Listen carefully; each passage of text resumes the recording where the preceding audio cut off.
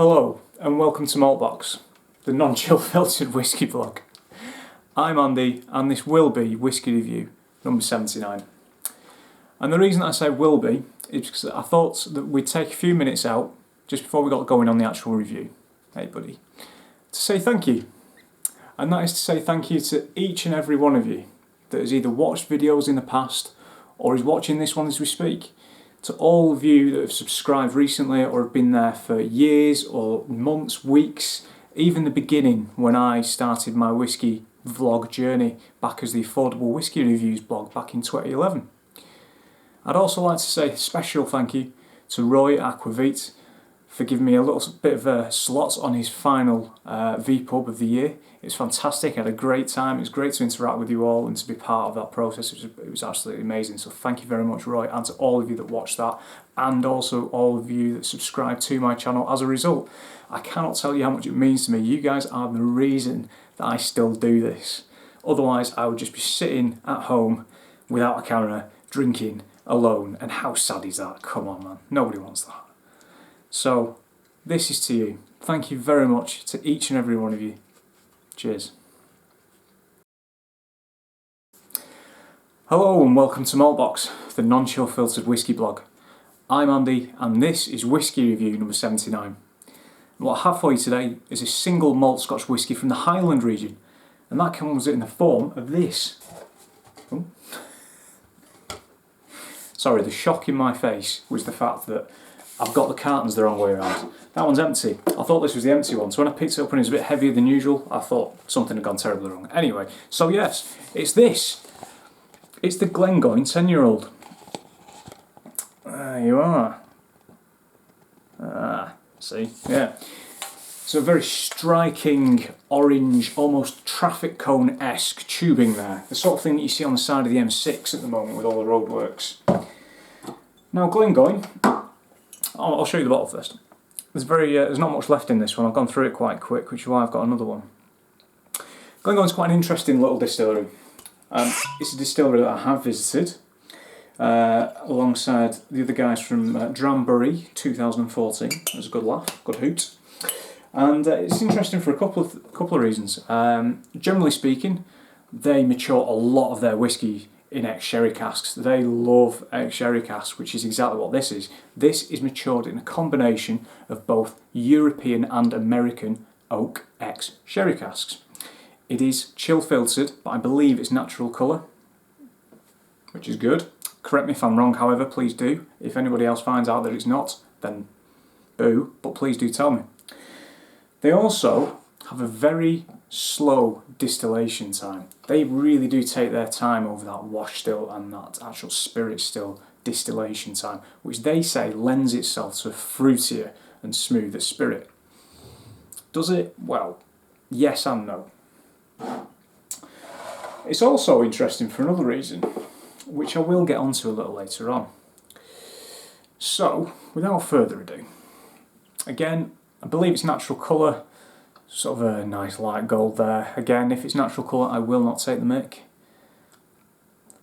I know I've already had Samwise Gamgee's hair in another review, but it is kind of like that, isn't it? Isn't it, Mr. Frodo? Yeah, right. Some nice slow lays going down the glass there. Surprising because it is chill filtered. Bottled at 40%. Let's see what it's got on the nose.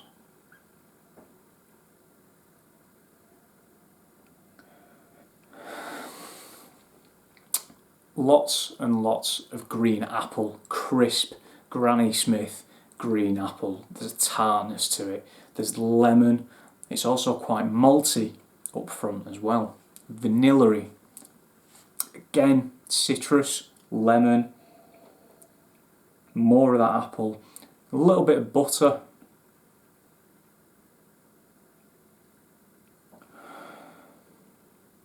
Maybe a slight nuttiness to it. But predominantly for me, it's that kind of fresh green apple and the vanilla, and there's kind of a little bit of fresh cut grass coming in there now as well.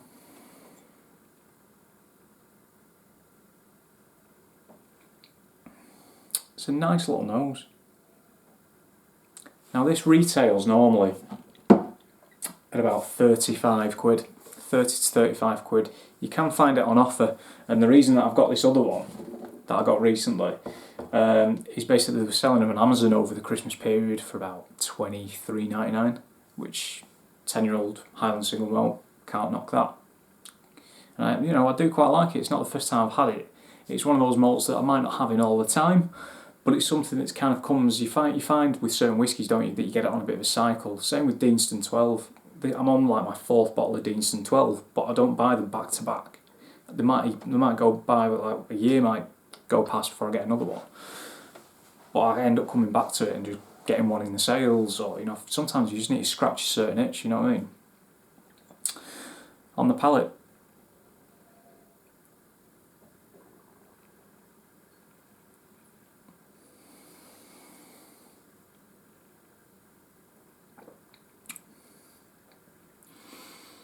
Not too thin a mouthfeel, still quite oily, but you can tell it kind of suffers a little bit of that chill filtration. However, the palate is very, very good indeed. More of those nuts that I mentioned from the nose. Yes, there's still some green fruit in there. Is it that Granny Smith apple? Personally, I think so, because it's still got a little bit of tartness, a little bit of bitterness to it, just that goes into the finish.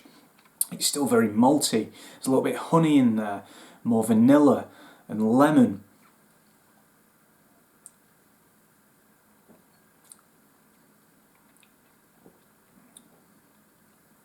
And also, for me, a lot of milk chocolate, sort of halfway through the palate, just as the green fruit and that honey and sort of citrusy elements sort of start to fade a little bit. You then get this really nice sort of warming, like milk chocolate, almost like a hot chocolate kind of thing going on.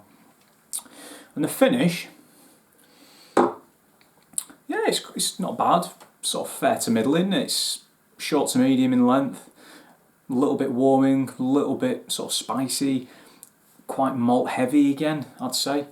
The other point I've failed to mention so far about this whiskey, or this distillery, is that interestingly, on the old sort of divides between the whiskey regions, so like Lowlands and Highlands, etc., this is very, very, very just a Highland whiskey. It's really on the border. It's only 45 minutes to an hour outside of Glasgow. So if you're in Glasgow, it's worth the trip going up there to have a look.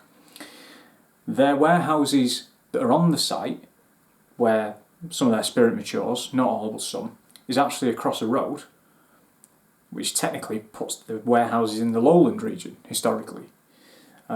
So, is it Highland whiskey, is it a Lowland whiskey? Well, it's a Highland whiskey. It's just sort of like, you just cross the road and take the barrel over the road, It's quite a nice little, interesting, fun fact. So, in terms of the Glengoyne, 10-year-old, it is what it is. It's an entry-level Highland single malt with an age statement. I quite like the branding, and I'm not saying that is everything. I don't mark up points for branding and, physical representation and presentation in the bottle in the sense of the bottle itself and labels. I don't give a shit about that. But at the end of the day, that's going to catch people's eyes, and this is very much a kind of whiskey that I think a novice whiskey drinker, and I hate that word because we're all novices. We are all novices. I'm a complete novice pretty much in everything that I do, come to think of it.